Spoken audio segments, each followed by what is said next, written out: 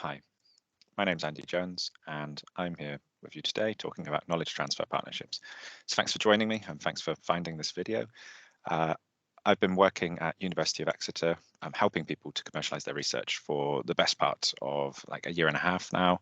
And part of that was being transferred or seconded to the knowledge transfer partnership team as part of my broader role as HAS Impact Fellow. So HAS stands for Humanities, Arts and Social Sciences, and that forms one of the free faculties at University of Exeter. So my role in the KTP team was to help develop their KTP portfolio with Sophie O'Callaghan and Laura Buchanan, who are the KTP officers at University of Exeter.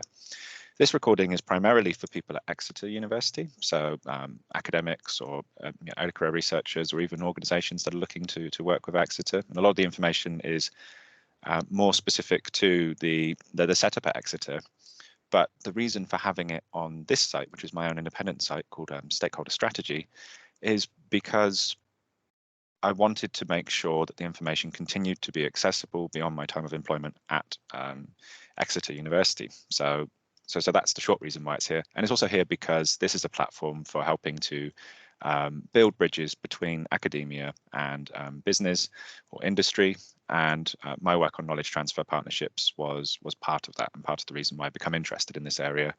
I haven't made these slides, but they're kind of the slides that I present to faculties a lot, sometimes specifically for humanities, arts and social sciences, but sometimes for other groups as well, like engineers or scientists, just to talk about some of the drivers and barriers of doing knowledge transfer partnerships and considering whether they'd be appropriate for your own research or for your own business partners. So the aims of this presentation are to give you a short introduction to knowledge transfer partnerships, to talk about the partnership structure, to talk about some of the criteria that are required for a knowledge transfer partnership, and then to give you some examples specifically in relation to cost breakdowns of the types of organisations that you can have them with.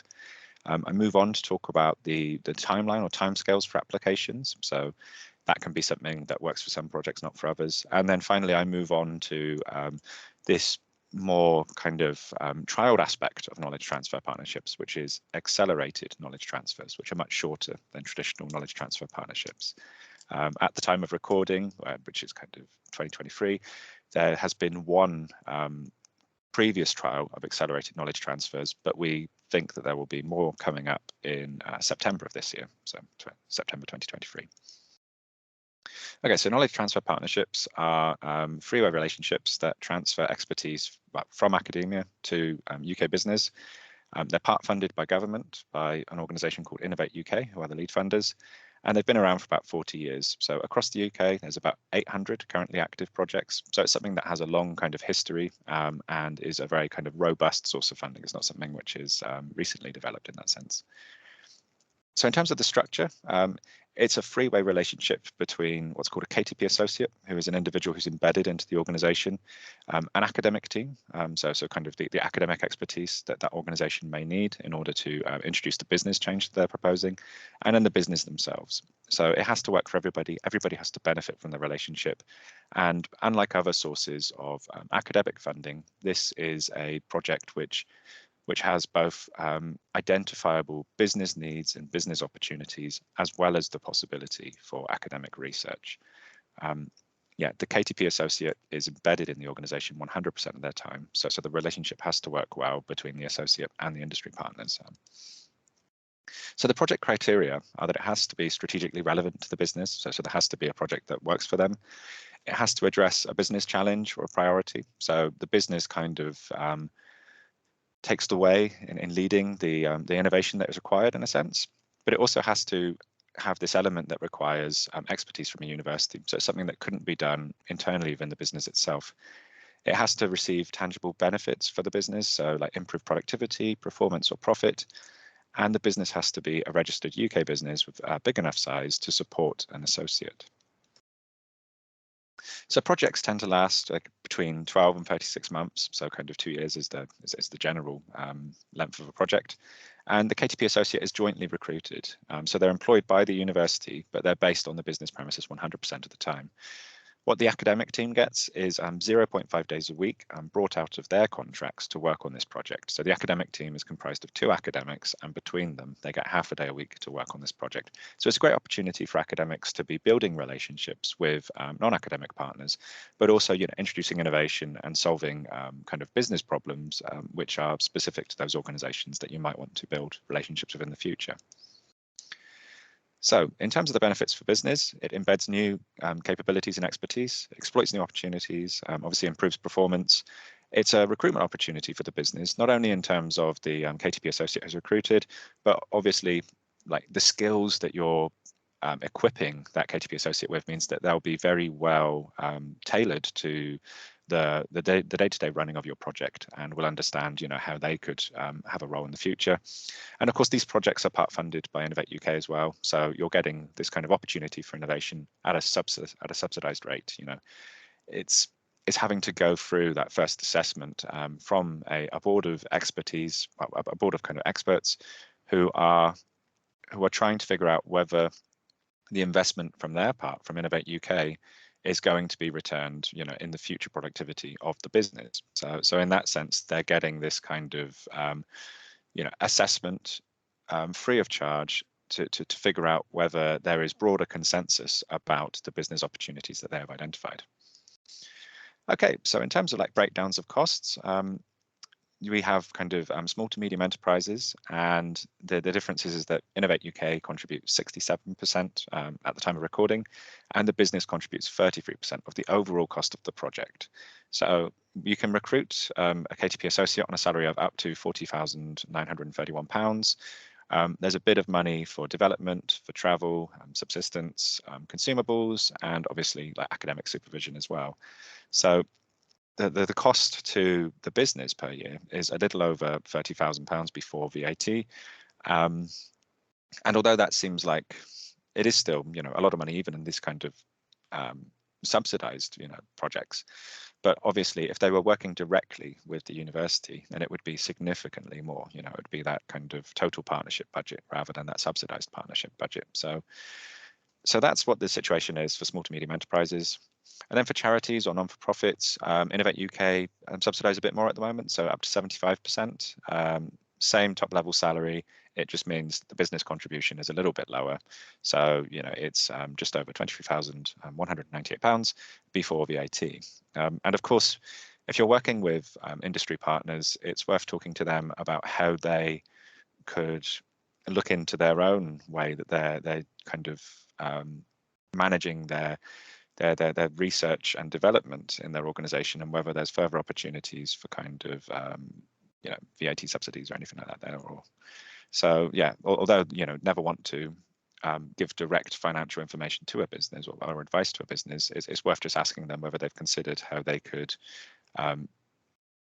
consider their research in relation to their profits. So okay, and then finally, for large enterprises, it's a kind of 50-50 split. So Innovate UK contribute 50% and the business contributes the other 50%. So it's more than the other 2 kinds of organizations that are eligible for KTPs, but it's still less than if that organization was to fully fund the research themselves. So in that sense, yeah, it's kind of just cut right down the middle. And recently, there's been opportunities for public sector organisations, such as arm's length bodies, to be eligible for KTPs as well under this kind of large enterprise type model. So now certain public sector organisations can get a 50% reduction in KTP opportunities through this scheme. So the support from the University of Exeter in terms of the KTP team that we have, the KTP team help to support the project development. They manage the application process. They help with associate recruitment and administration and support of the project, and they act as the grant holder and submit claims to Innovate UK. So, I mean, this is the benefit of going through the KTP team. Specifically in relation to University of Exeter, is that you get a lot of administrative support for the duration of the project, and that can kind of free up some time for you to actually do the things which you've approached the business to achieve. And in terms of timescales, you meet with the KTP team and academics discuss potential KTPs with them. you complete a fact finder form to kind of put this proposed project to paper, and that's something which is done internally with the team, and then the team will meet with the regional UK representative who will support the application to discuss whether they think that there's benefits, well, whether kind of the project is something that would be positively received by the KTP kind of scheme, really. So unlike other forms of funding, what's happening with KTP specifically is that everybody's trying to get the project over the line. You know, there's a much higher success rate for KTPs than there are for traditional research funding. So, for instance, you know, KTPs get in Exeter at least get over 95% success rates, whereas when you compare that to other kinds of research, academic research, you know, you're looking at kind of 5 to 10% success rates. So once we've met the regional advisor, we come back and we work a full application up with the business on the one side, the academic team, and the KTP advisors to make a full application, which has 7 submission deadlines per year, and there's a 3-month waiting time for an outcome. So it's important to have these ideas of kind of timescales in mind, because sometimes the problems that are identified by businesses might require quicker responses, they might require like kind of longer term responses. So it's that sense of how can you align your own pipeline of research with their own pipelines of kind of need for a solution to the problems that you've identified. And then after that's case where it's been submitted and you've had a response, if the response has been successful, then you recruit a KTP associate, and that takes 3 to 6 months. And basically, there will be regular catch-ups throughout the project where you meet the KTP associate and the organisation. But it's important as a first point of call that you allow kind of 3 to 6 months for that recruitment stage to happen. It's important to note as well that when recruiting, it's an open process. So and the individual who is employed cannot have previously worked for the company. I mean, obviously, there's some broader details there, but basically, the associate can't have worked for the company beforehand. So to move on to accelerated knowledge transfers now, which is the new shorter KTPs. They are they're trialed last year, so trialed in September 2022, and what we found then was that they lasted between 2 and 4 months. Unlike full KTPs, Innovate UK was supporting them for up to 90% of the costs of the projects. So previously, when it was trialed in September last year, the maximum grant was £35,000 per project, but the business partner contributed an additional 10% to the overall cost of the project. And the criteria for AKTs were kind of third sector organizations, small to medium enterprises and large enterprises, so much like KTPs. But it was potentially possible that public sector organizations might be eligible for these ones, given that they are eligible for KTPs in general now, or a specific kind of KTP called a management KTP.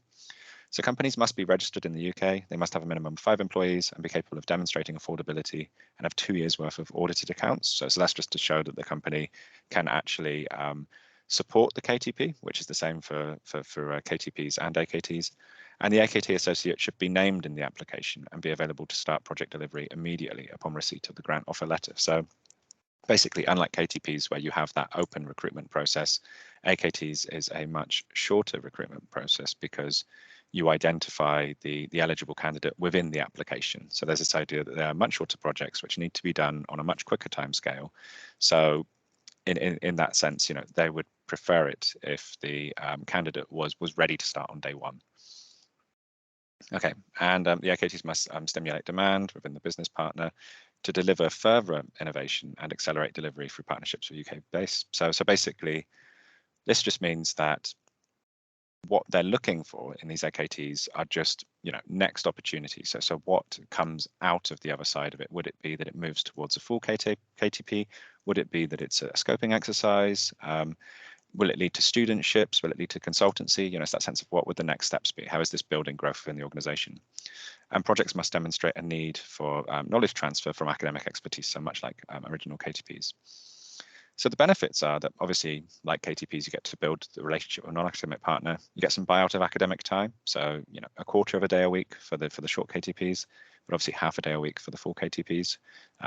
Obviously, the difference is that for the short KTPs, there's only one academic involved on the project, whereas for the larger ones, there's two. It's all REF eligible sources of funding. So in that sense, these KTPs can be used towards REF case studies. And applications supported by the KTP team, specifically at University of Exeter, have over 95% success, or 90%, but yeah.